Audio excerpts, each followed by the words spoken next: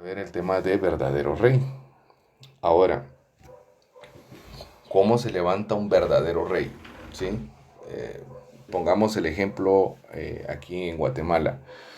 ¿Será que venga ahorita que estamos en tiempo electoral o va a empezar el tiempo electoral, será que puede venir cualquier persona y simplemente dice, bueno, yo voy a ser el presidente de Guatemala y entonces él puede llegar a mandar y simplemente porque él se levantó un día y dijo, yo voy a gobernar?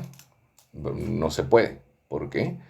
Porque primero, para poder llegar a ser presidente, tiene que pasar por un proceso de postulación, tiene que ganar democráticamente, o al menos eso es lo que se pretende, ¿verdad? Que gane democráticamente y, y no solo eso, sino que al momento de que él es, digamos, reconocido por el país de que ganó, él se somete a la ley de este país para gobernar. Es decir, él hace cumplir la ley.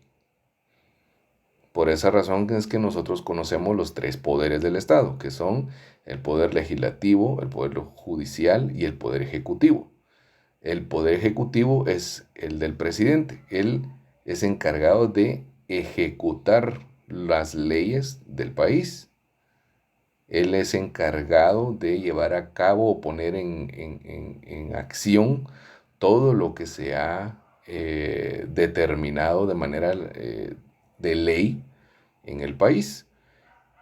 ¿Por qué hago yo esta figura? Porque esto es no solo en Guatemala, sino que también es en el pueblo de Israel. Y el pueblo de Israel de ese entonces, que eran los hebreos, los israelitas, no estaban ajenos a esta realidad. ¿Sí? Entonces, el primer punto es, primero, ¿qué es un rey? ¿Sí? ¿Cuál es el concepto que nosotros tenemos de rey? ¿Será que el concepto que tenemos de rey de ahora es un concepto muy moderno a lo corona, a la forma de la corona inglesa, a la forma de la corona holandesa? ¿Será que eso realmente es un rey? Incluso la corona británica no puede ni siquiera ejercer ya poder, ya es solamente un tema representativo. Entonces no tiene nada que ver este tipo de realeza con la monarquía del tiempo hebreo. Entonces tenemos que entender realmente si nosotros decimos que Jesús es el rey, que Jesús es el Mesías y por ende eso significa que es el rey, pues tenemos que entender qué significa esto.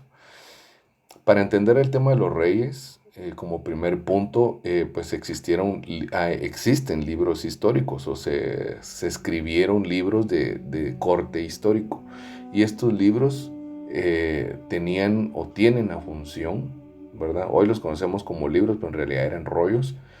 Tienen la función de dejar registro de cada dinastía o cada rey que pasó por el pueblo de Israel.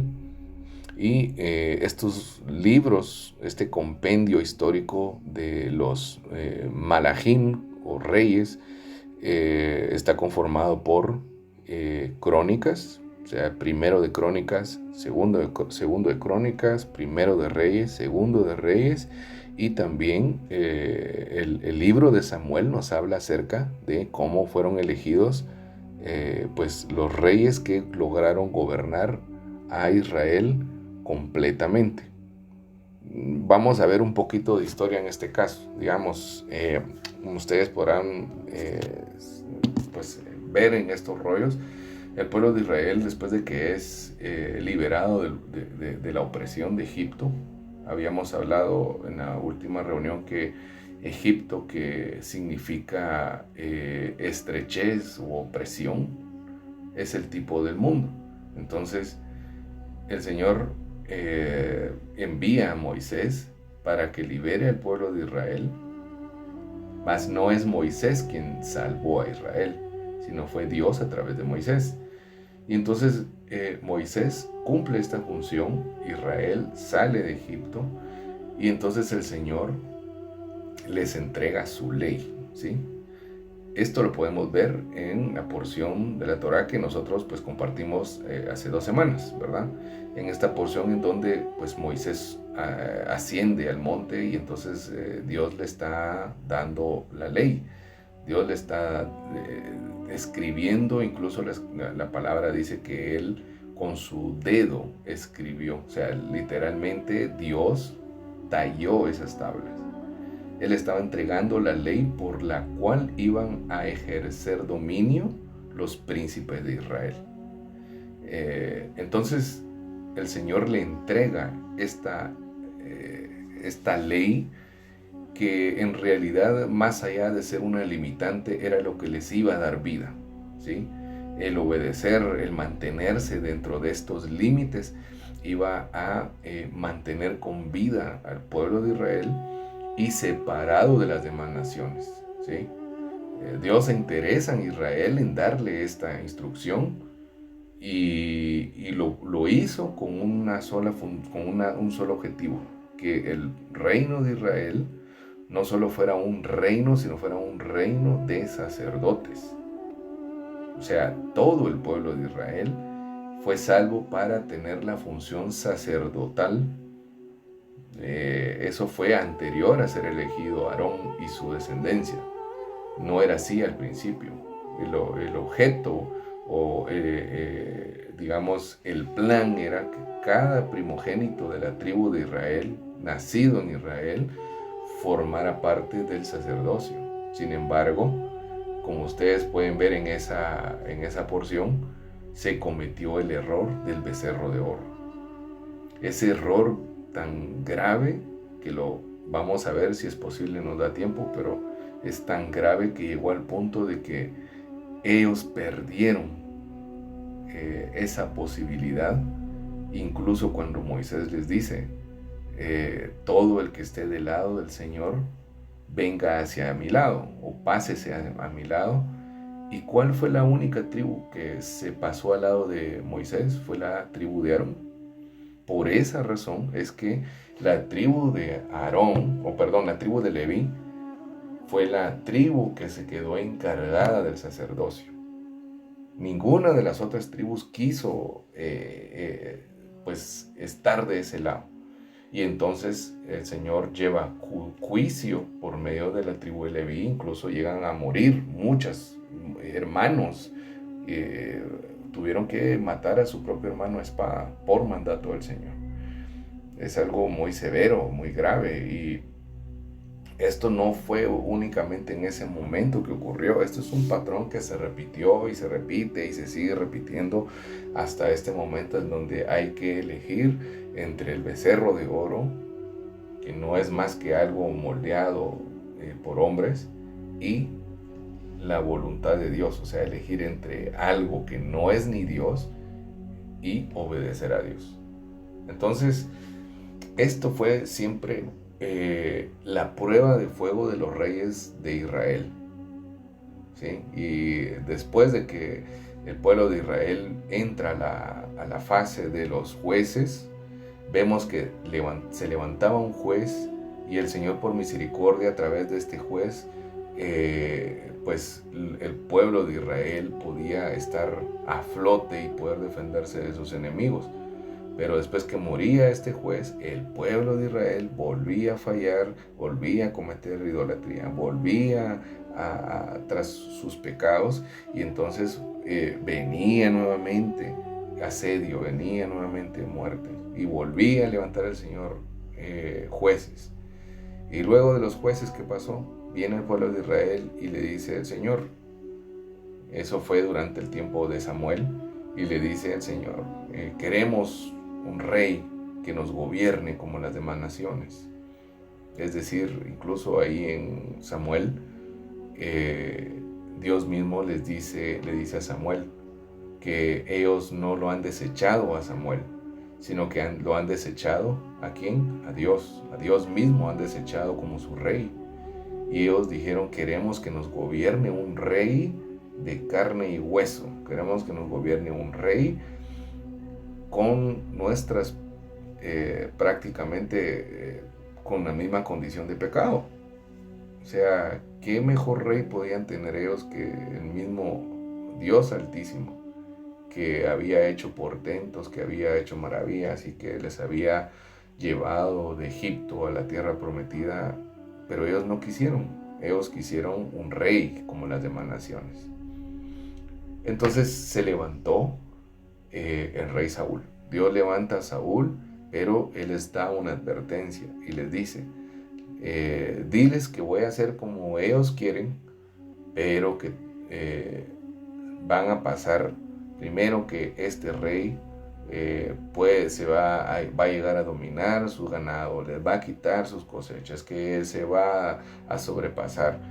¿Por qué razón? Porque el corazón del ser humano tiene una condición caída, tiene una condición en la cual la supremacía del yo es todo el tiempo el recibir este desequilibrio de la tierra, las cosas de este mundo, las cosas de esta dimensión, esto que me da placer, y las cosas del cielo normalmente son las que se dejan por un lado. Y eso le pasa a todos los que estamos acá, nos pasa en muchas áreas de nuestra vida. Entonces, a pesar de eso, el Señor levanta a Saúl. O sea, no se levantó cualquier rey. Dios dijo, bueno, quieren un rey, les voy a levantar un rey, pero yo les voy a levantar ese rey. Y Saúl, que fue ungido con este aceite, ¿verdad? Que ya todos conocemos, un aceite que Dios había dictaminado cómo tenía que ser. No es cualquier aceite, no solo es aceite de oliva, sino es una combinación muy, muy específica, muy especial, y es consagrada a tal punto que cualquiera que quiera llevar a cabo esta combinación puede morir.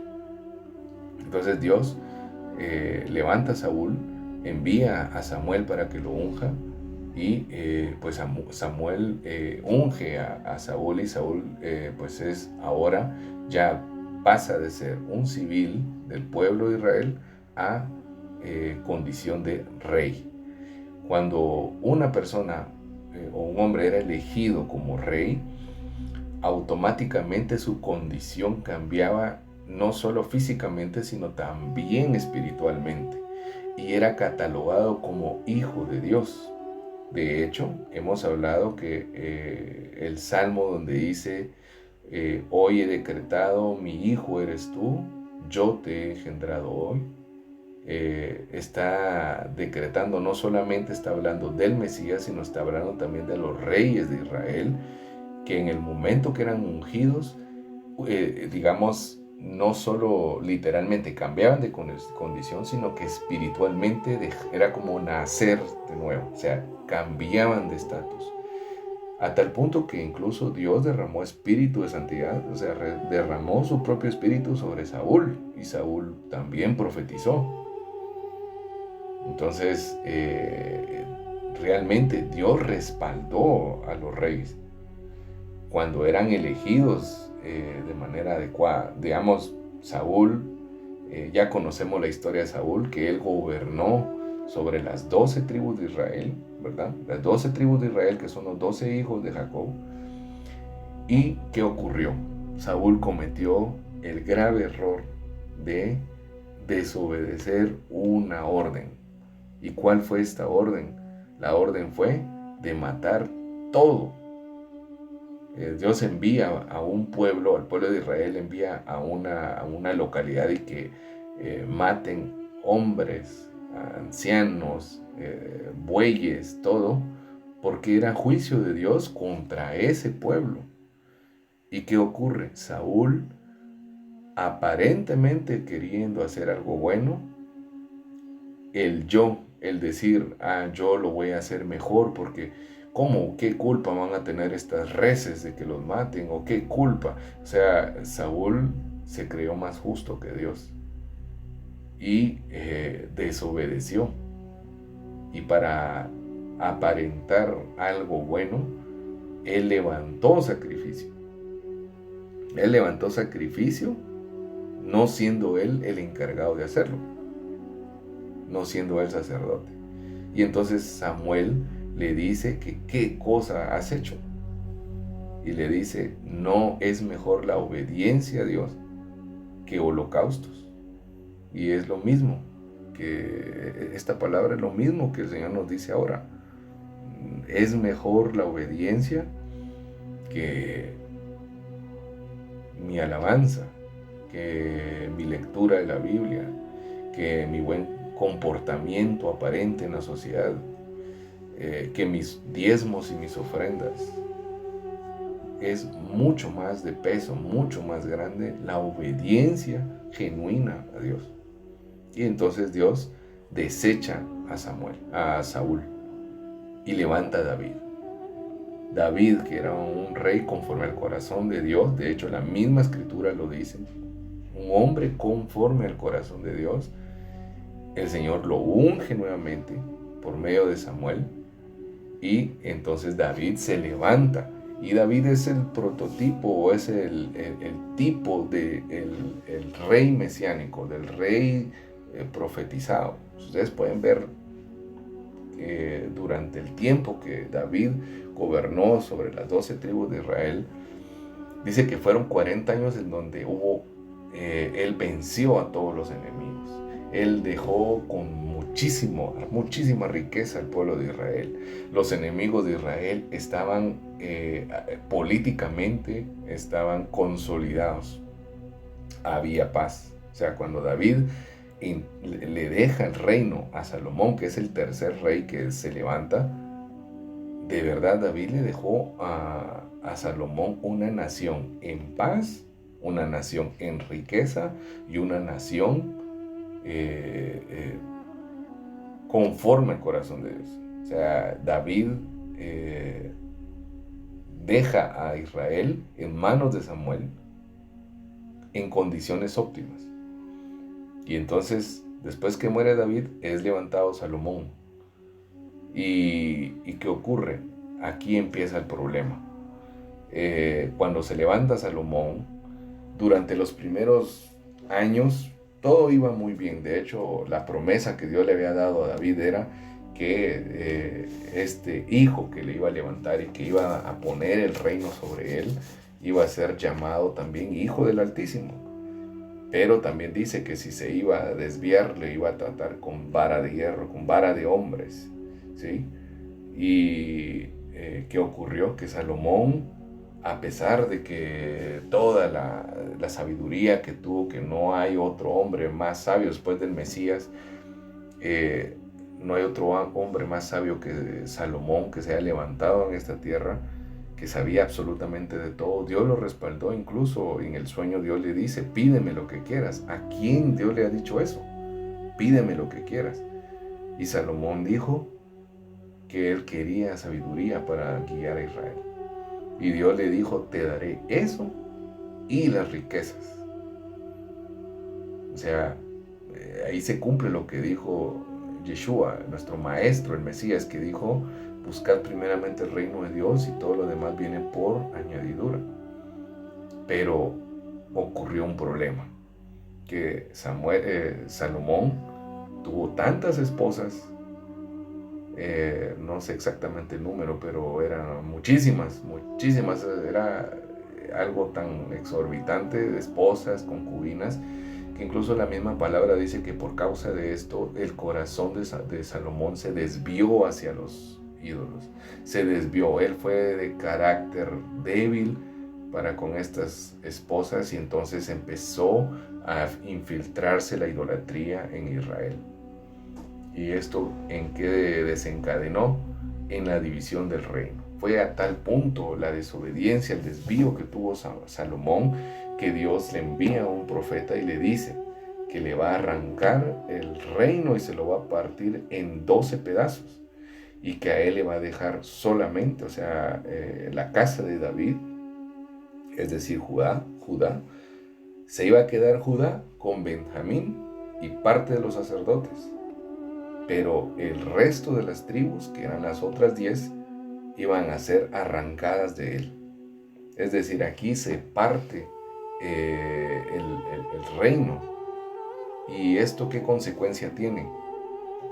Pues una consecuencia muy grave, Aquí podemos ir viendo cómo es que realmente cuando el rey no se somete a la ley del Señor y no cumple o no ejecuta la ley del Señor de manera genuina, empiezan a haber problemas. Y esta era la razón por la que Dios dejó la ley, para que ellos, o sea, para que hubiera realmente paz, para que hubiera justicia, para que hubiera acercamiento entre él y su pueblo. Pero no ocurrió. Y entonces, ¿qué ocurre aquí? Israel es dividido en dos pueblos, o en dos partes, dos reinos: el reino del norte y el reino del sur. El reino del norte fue liderado, fue coronado como rey Jeroboam, ¿sí? Y del lado del sur, donde se quedó Yehudá o Judá con la tribu de Benjamín, se quedó con Roboam, hijo de Salomón. Pero ¿qué ocurrió? Aquí empieza el problema otra vez.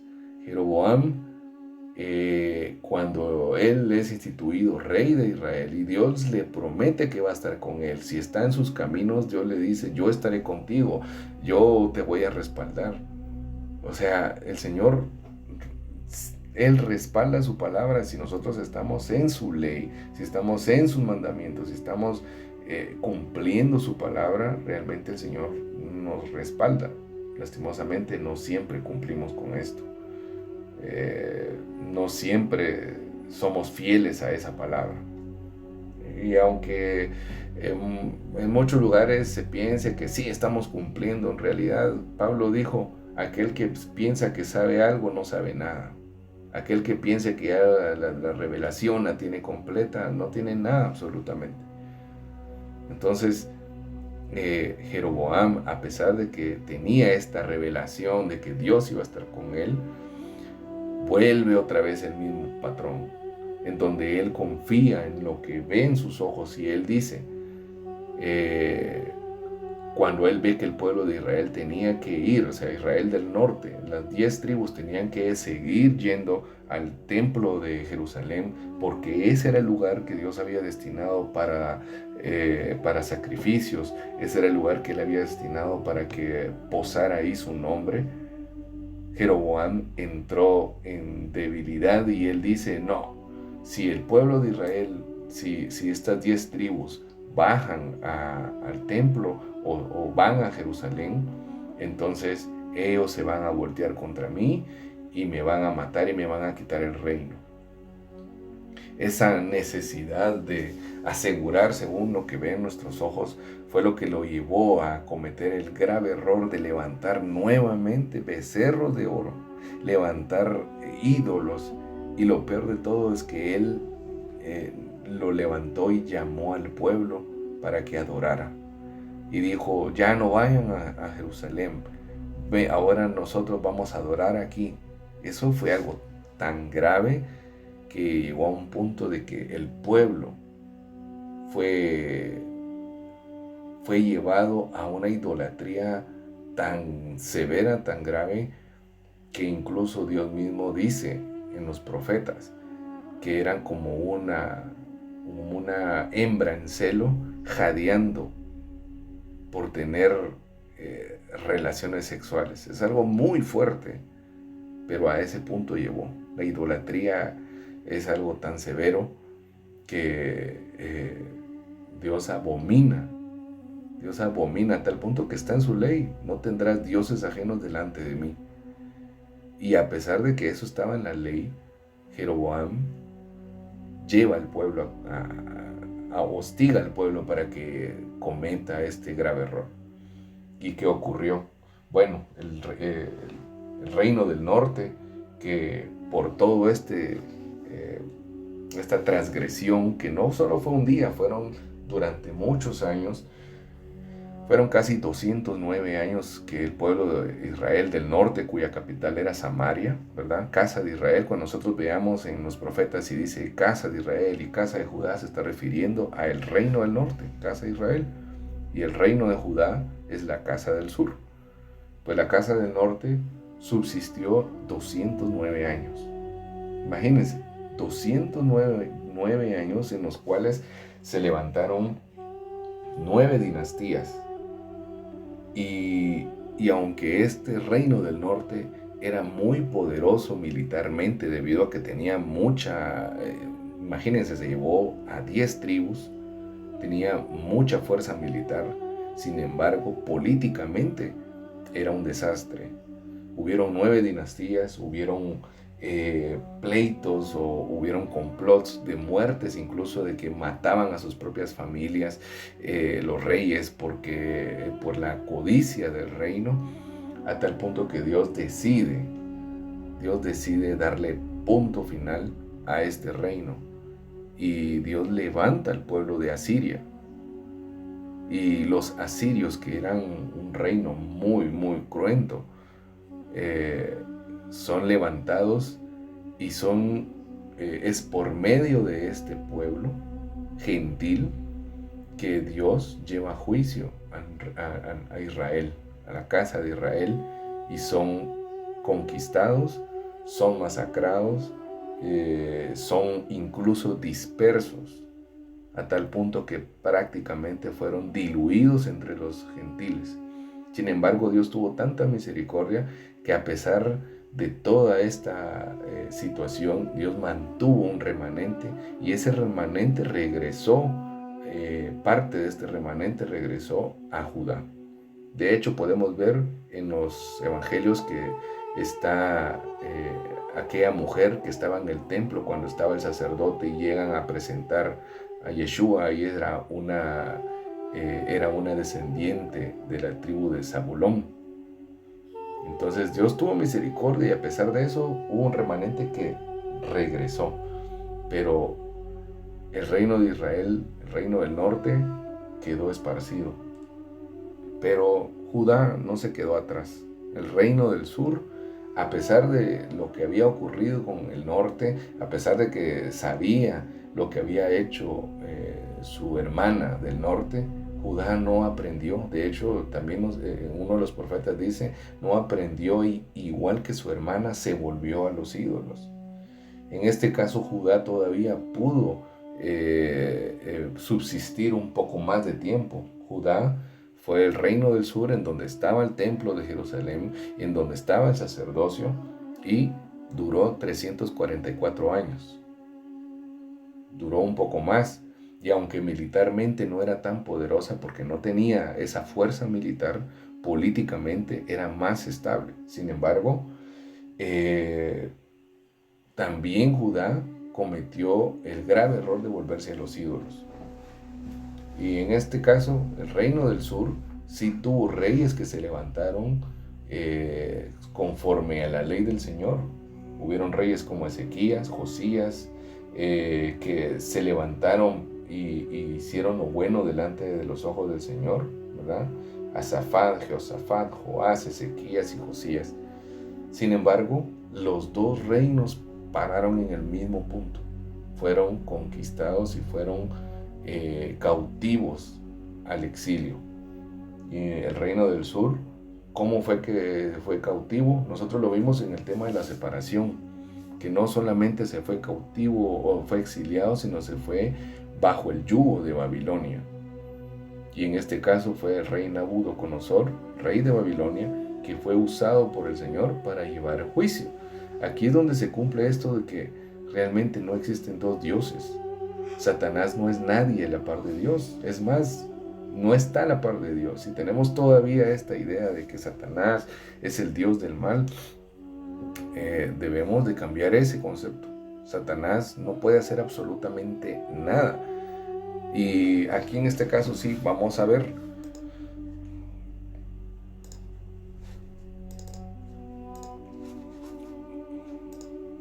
Voy a mostrarles acá. Y quisiera que viéramos entonces Jeremías 6 respecto a Judá. Y dice, ¿cuál fue la razón por la que Judá fue conquistada? Bueno, dice, a la hermosa y deleitable, así le decían, he reducido a silencio a hija de Sión. Hacia ella acuden pastores con sus rebaños, junto a ella plantan sus tiendas en derredor, cada uno apacienta en su lugar. Proclamar guerra contra ella, levantaos y ataquemos al mediodía. Ay de nosotros, porque el día declina, porque se extienden las sombras de la tarde. Levantaos pues, ataquemos de noche y destruyamos a la ciudadela, porque así dice el Señor de los ejércitos: cortad árboles, levantad terraplenes contra Jerusalén. Esta es la ciudad que debe ser visitada. Toda ella está llena de opresión. Aquí está, esta fue la razón. Está llena de opresión. Esto quiere decir que los propios hermanos oprimían a sus hermanos. O sea, entre hermanos se oprimían. Había llegado al punto de que entre hermanos no se daban los bienes como algo de ayuda, sino que había usura. El préstamo, te doy esto, pero me vas a pagar tanto interés y te voy a quitar tu casa. O sea, esta opresión, por eso el Señor no acepta la usura. Y no solo había opresión, dice: como manantial brotan sus aguas, así ella brota su maldad. O sea, era tanta la maldad del pueblo de Judá, el reino de Judá, violencia y rapiña se oye en ella. Delante de mí continuamente están sus enfermedades y sus heridas. Corrígete, oh Jerusalén. Jerusalén era la capital de Judá. No sea que mi alma se aparte de ti, no sea que te haga una asolación en la tierra no habitada.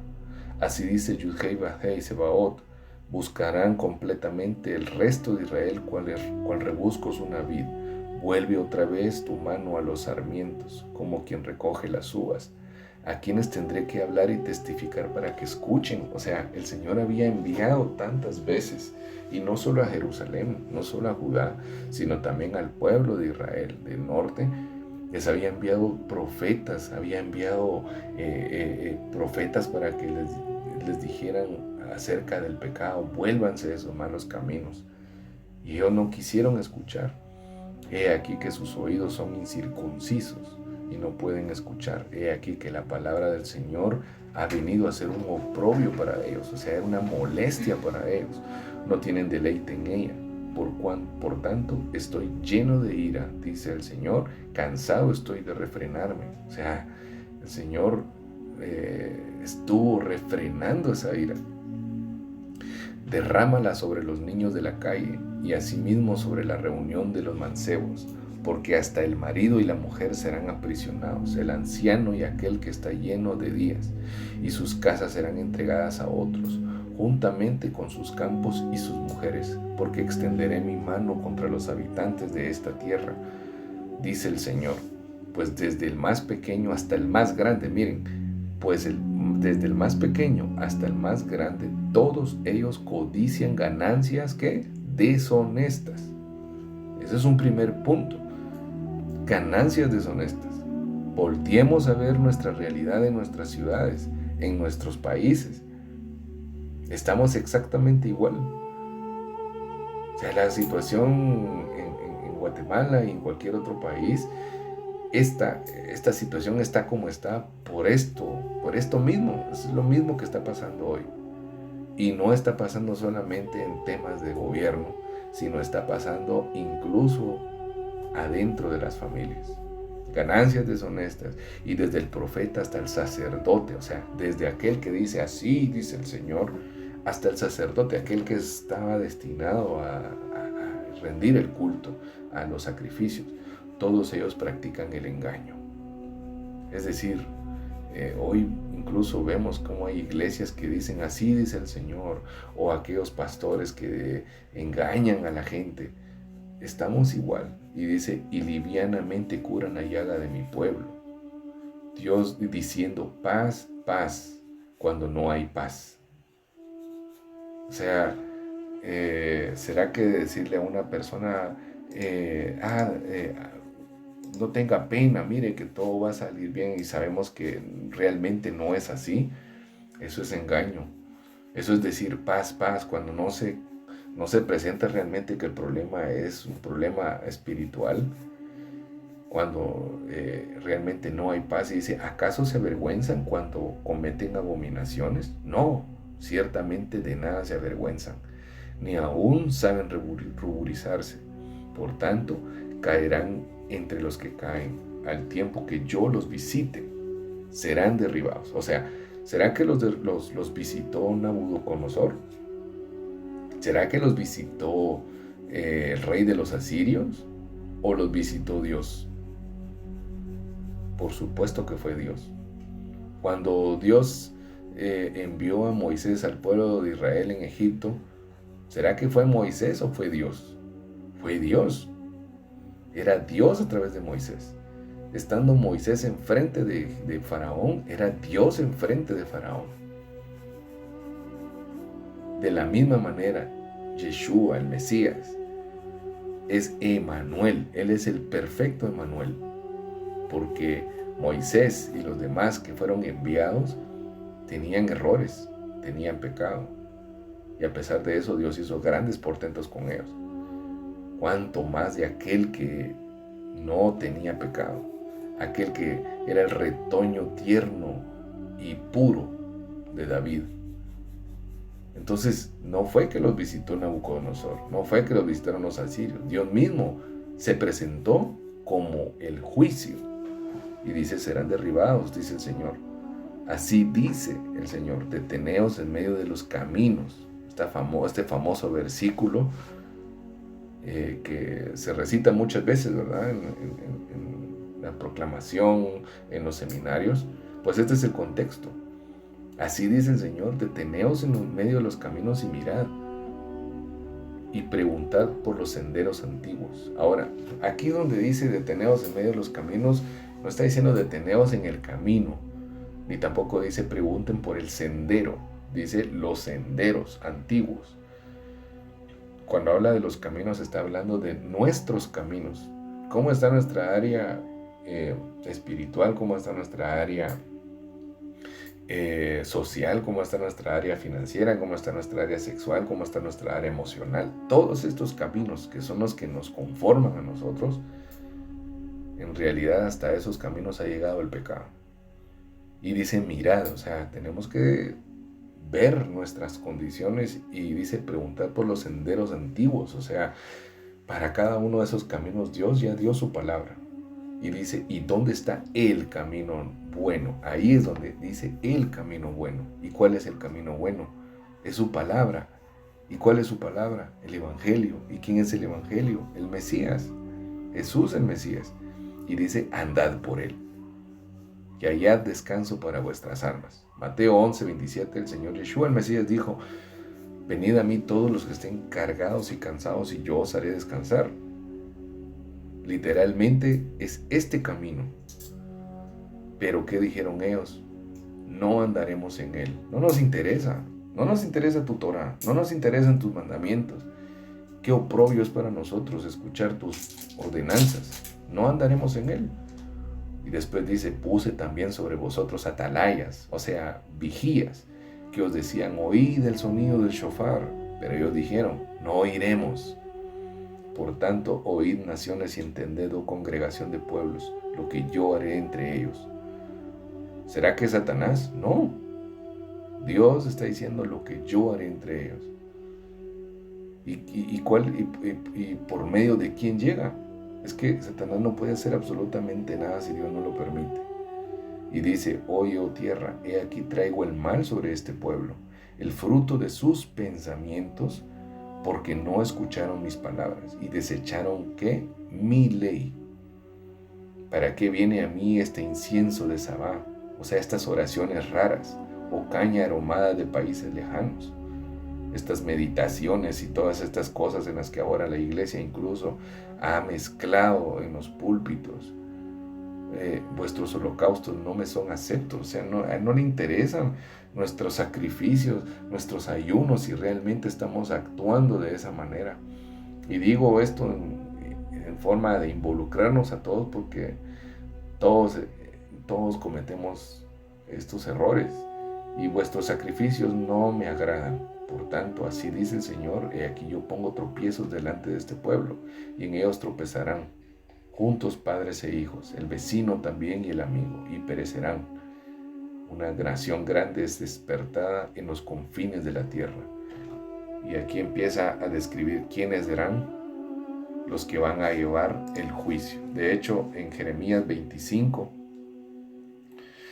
en Jeremías 25 es donde se menciona en Jeremías 6 creo que es, se menciona el nombre de Nabucodonosor y dice mi siervo. Dice mi siervo.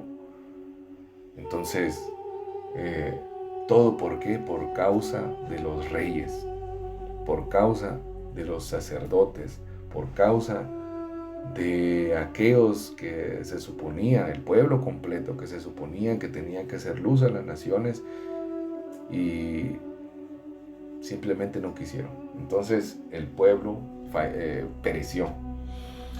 Este es el mensaje de Dios a través de toda la historia. O sea, el mensaje del Señor es, aunque se levantaron reyes, aunque se levantaron reyes muy grandes, muy prodigiosos, muy reconocidos, tales como David, como Salomón, como Josías, a pesar de eso, cada uno de ellos falló. Y no estamos para juzgar, de hecho, que el Señor nos guarde de juzgar la vida de cada uno de ellos, porque Pablo dices tú que juzgas, no te estás juzgando a ti mismo, pero tal como quedó registrado en las Escrituras, podemos ver que David, como cualquiera de nosotros, falló en su área débil. Josías falló, Salomón falló. Entonces, nuestra confianza o la confianza del pueblo de Israel y la confianza nuestra no debe estar en lo que nosotros podemos ver en un hombre, ni siquiera de nuestro pastor de iglesia, ni siquiera de el que dirige un gran movimiento, ni siquiera de nosotros mismos.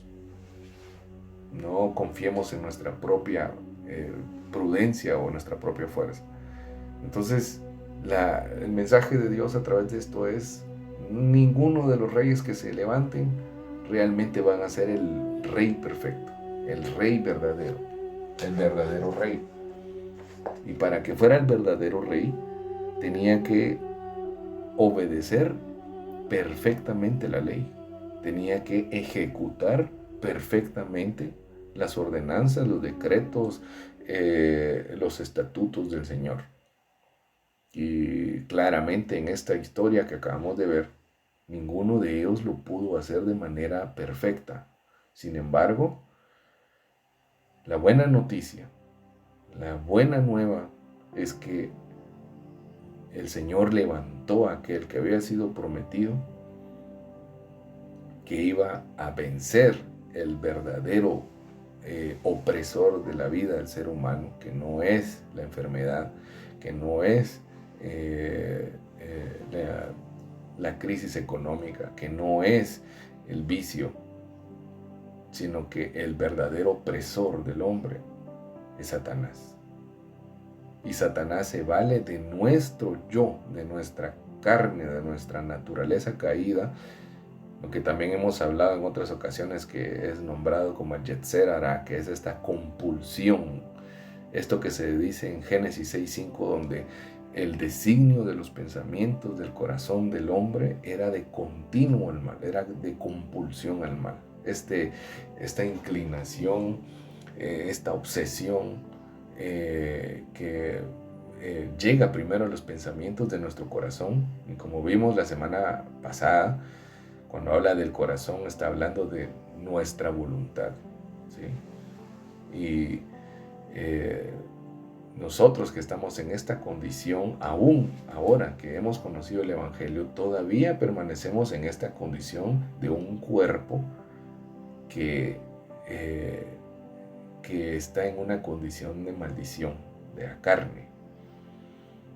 Un cuerpo que todavía se resiste a morir, esta condición de naturaleza caída, para la cual Dios nos dio su espíritu para poder someter y sojuzgar esta tierra, esta carne. Pero este verdadero rey había sido prometido. En Salmos 2:6, Dios dijo: yo he puesto mi rey sobre Sión, mi santo monte. Y me gustaría que viéramos en Isaías 9:6, 6 al 7, y dice lo siguiente: Porque un niño nos es nacido, hijo nos es dado. El dominio estará sobre su hombro, y se llamará su nombre admirable, consejero, Dios fuerte, Padre eterno, príncipe de paz.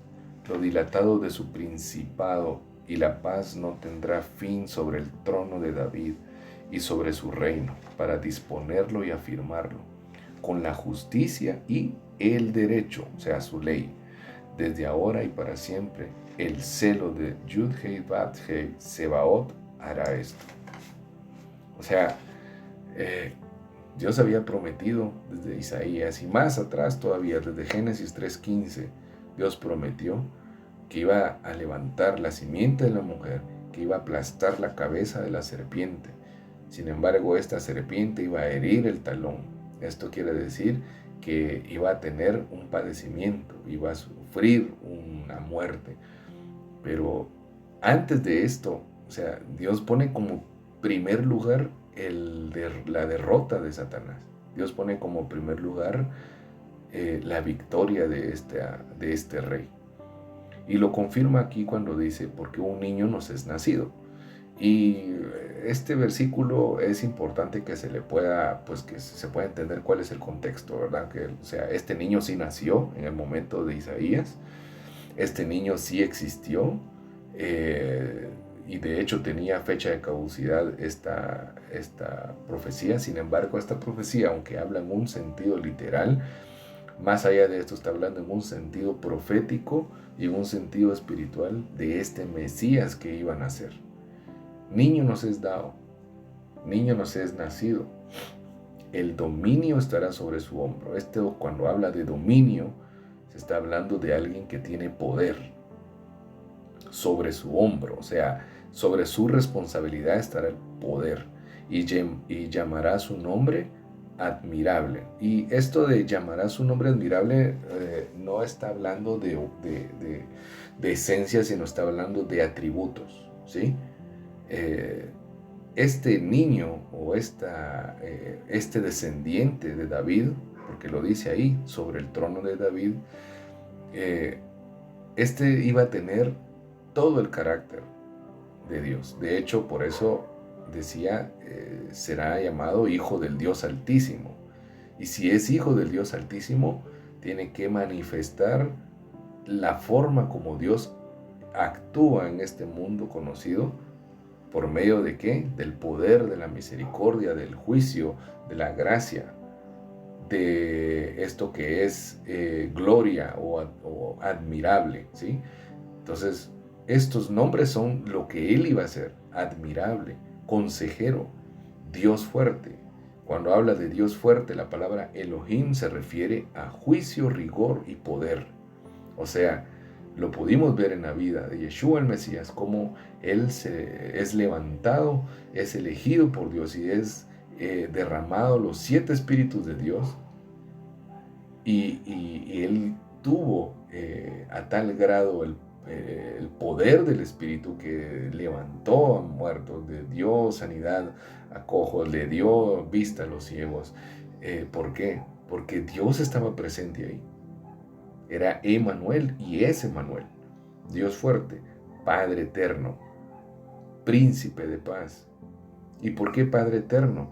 Porque es el primero que nace o que viene en esta condición de resucitado, ¿sí?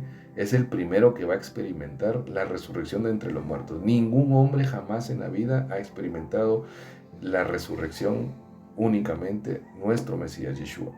Y por eso Él es Padre eterno, porque es el primero.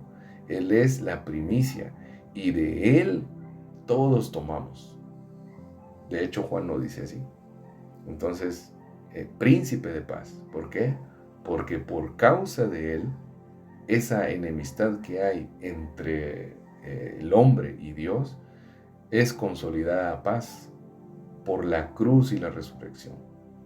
Ese madero significa el juicio de Dios cayendo en esa carne representada por Yeshua. Yeshua fue quien cargó nuestra culpa, fue quien cargó nuestro pecado y fue quien recibió la paga de ese pecado que nosotros debíamos recibir, esa paga de muerte. Pero por causa de esa sangre, nosotros hemos sido ahora reconciliados con Dios por medio de ese sacrificio y justificados por medio de esa resurrección. Y ya no somos hijos de ira, sino somos hijos de paz, príncipe de paz. Lo dilatado de su principado y la paz no tendrá fin sobre el trono de David. Cuando habla del trono de David está hablando de la descendencia. ¿Quién es la descendencia? ¿Quién es el renuevo de Isaí? Es Yeshua el Mesías. Y dice para disponerlo y afirmarlo con la justicia y el derecho, desde ahora y para siempre. El celo del Señor de los ejércitos hará esto. O sea, Dios mismo se encargó de que todo esto ocurriera milimétricamente. ¿Y dónde lo vemos cumplido? Hebreos 2:14.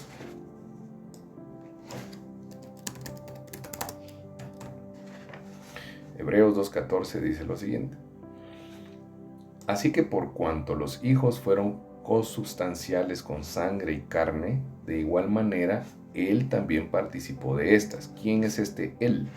Es el Mesías, el enviado, Yeshua el Mesías. Él nació en esta misma condición de carne y sangre.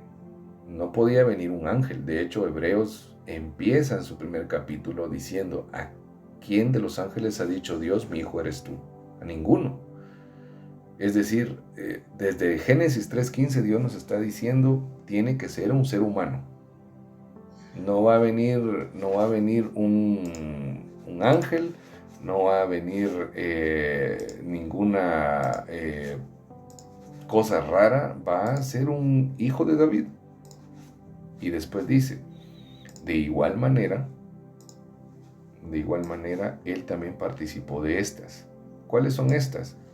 Estas condiciones de la carne y sangre de que él se cansó, que tuvo sed, que él podía morir, que él padeció, todo esto. Dice, para destruir por medio de la muerte al que tenía el imperio de la muerte, y esto es el diablo. O sea, para dar cumplimiento, en otras palabras, para dar cumplimiento a lo que había sido prometido en Génesis 3:15. Él vino para aplastar la cabeza de Satanás. Aquel que tenía el imperio de la muerte fue vencido por esa muerte en la cruz y ahora ya no hay condenación para todos aquellos que están en Cristo Jesús. Si nosotros estamos en Él, la condenación ya no es para nosotros, porque hemos muerto en Él. Es así como lo dice en Romanos. Y quisiera que viéramos entonces Primera de Juan 3:8 y vamos terminando. Primera de Juan 3:8 dice lo siguiente: el que practica el pecado procede del diablo, pues el diablo peca desde el principio. Y todos sabemos dónde está ese principio, ¿verdad? Desde Génesis vemos cómo él practica el pecado y dice, para esto fue manifestado el Hijo de Dios, o sea, el Mesías, para que destruyera las obras del diablo. Todo el que es nacido de Dios no practica el pecado, porque la simiente de Dios permanece en él. ¿Quién es esta simiente de Dios? Es el Mesías, el nuevo hombre. Y no puede pecar, pues es nacido de Dios. Y para esto, pues, ese es otro versículo que daría para mucho tiempo, pero lo principal aquí es que para esto fue manifestado el Hijo de Dios, para destruir las obras del diablo. ¿Y cuáles eran estas obras? Todo lo que inoculó Satanás desde el principio en Génesis 3. El problema del pecado, el problema de la muerte, el problema de la separación con Dios, las maldiciones, todo esto inició por una sola cosa, por la desobedecer la palabra de Dios. Entonces, para esto vino el Hijo de Dios, para destruir todas estas obras, todo esto que nosotros vemos en esta condición del mundo visible, de esta condición de maldición, de enfermedad y muerte. Entonces, y esta es la mayor obra de Satanás. De hecho, también lo vemos en una de las cartas de Pablo, que es cegar el entendimiento de los incrédulos para que no les resplandezca la luz del Evangelio. ¿Quién es que? El Mesías. Entonces, la mayor obra de Satanás es esto, pues para esto fue manifestado el Hijo de Dios, para destruir todas estas cosas que vienen de Satanás. Entonces, verdadero rey, en Juan 1:49 dice lo siguiente. En Juan 1:49. Le respondió Natanael: Rabí, tú eres el Hijo de Dios, tú eres el Rey de Israel. Y por supuesto, Él es el Rey, y no solo de Israel, sino Él es el Rey de toda la creación. Él es el Rey de todo lo creado. Él está por encima de todo, incluso de potestad creado. Dios lo exaltó a lo sumo después de que Él se humilló a lo sumo. Siendo verdadero Rey, Él se humilló a tal punto. Y para ir terminando, quisiera que viéramos entonces Filipenses 2:5. Considerad entre vosotros lo que hubo también en Jesús el Mesías, el cual, existiendo en forma de Dios, no quiso por usurpación ser igual con Dios, sino que se despojó a sí mismo, tomando forma de siervo, hecho semejante a los hombres, y hallándose en condición de hombre, se humilló a sí mismo al hacerse obediente hasta la muerte y muerte de cruz. Esta fue la humillación, esto fue el vaciar su vasija, esto fue él se despojó de su yo. Cuando él tenía la potestad, incluso él lo dice varias veces, que él tuvo la oportunidad de pedirle al Señor que le enviara legiones y él lo hubiera podido hacer, pero él se humilló a tal punto y sojuzgó su voluntad, la voluntad de su Padre, por lo cual, verso 9,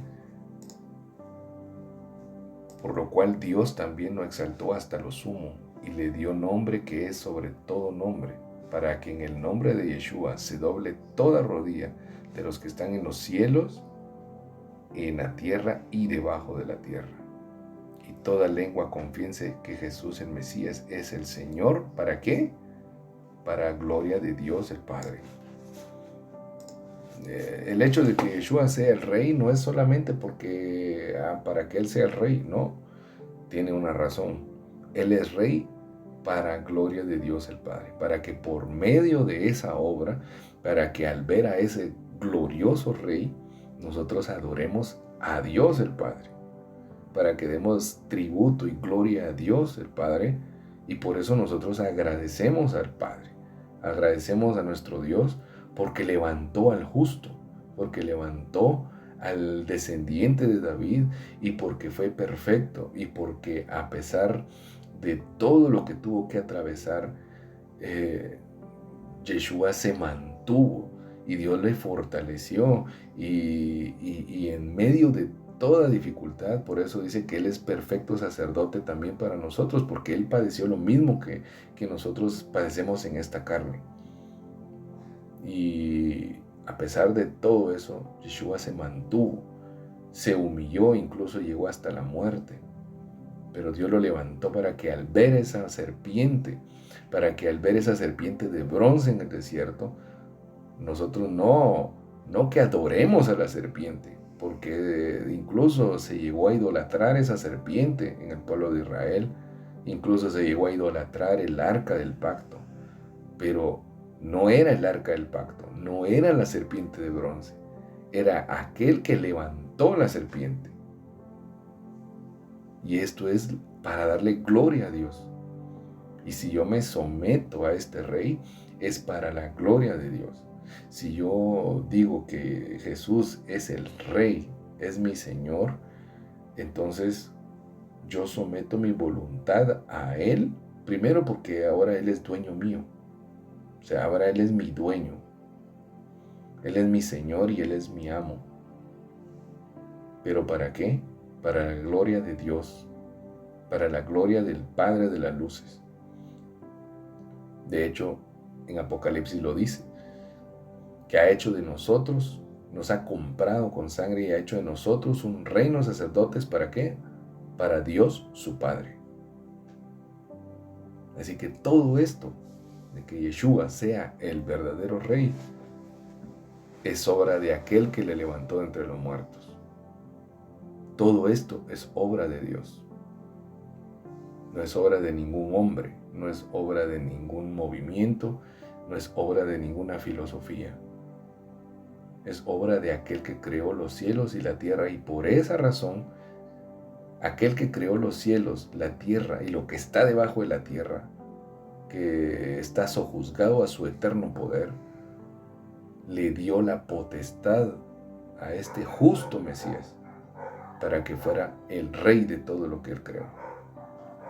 Amén. Así que si todo lo que está en los cielos, en la tierra y debajo de la tierra se dobla de rodillas o dobla rodillas ante el nombre de Yeshua, ¿dónde estamos nosotros? Amén. Entonces, mis queridos hermanos y familia, pues este es el tema de hoy, verdadero rey. Y vemos cómo realmente en la historia se levantaron muchos reyes y fallaron, pero esto era para que nosotros entendiéramos que ninguno de los reyes políticos, líderes humanos, puede ser totalmente perfecto. Solo aquel que fue levantado por el mismo Dios que creó todo, a quien le delegó todo y quien nos sufrió todo.